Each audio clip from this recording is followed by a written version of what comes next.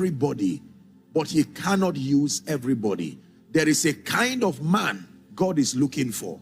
There is a kind of vessel God is looking for. There is a kind of believer God is looking for. There is a kind of witness God is looking for. And so in as much as we have several Christians, genuine Christians across Kano, across the north, you may find out that not many may be at the cutting edge of God's prophetic program.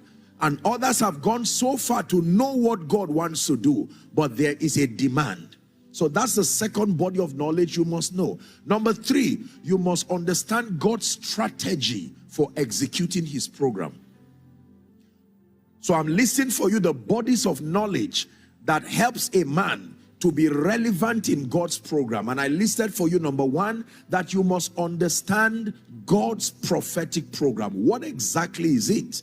You talk about kingdom come. What exactly is it? The average believer just knows that, okay, we are talking about God, but they cannot articulate with intelligence what God's prophetic program is. And unfortunately, sometimes that includes preachers.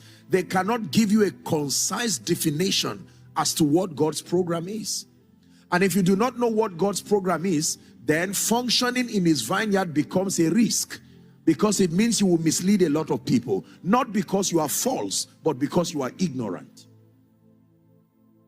Number 2, the vessels.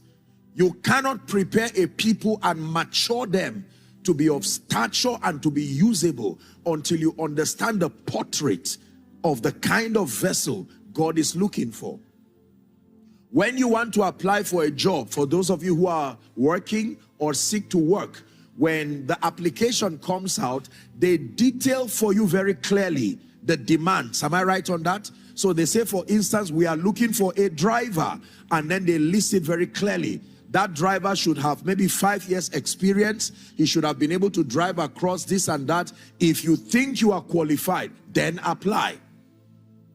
And sometimes others can take the risk to apply, and the company says, well, because you took the risk, we will train you to match that demand, but that demand will not be compromised. Are we together? And then number 3, the execution strategy. I think this is where most believers have failed, and it is why many territories do not produce true witnesses, because we understand God's program, and sometimes we even pay the price to become the kinds of vessels that God can use. But we now begin to use our strategies to execute divine programs, and you find out that it becomes burdensome and it does not work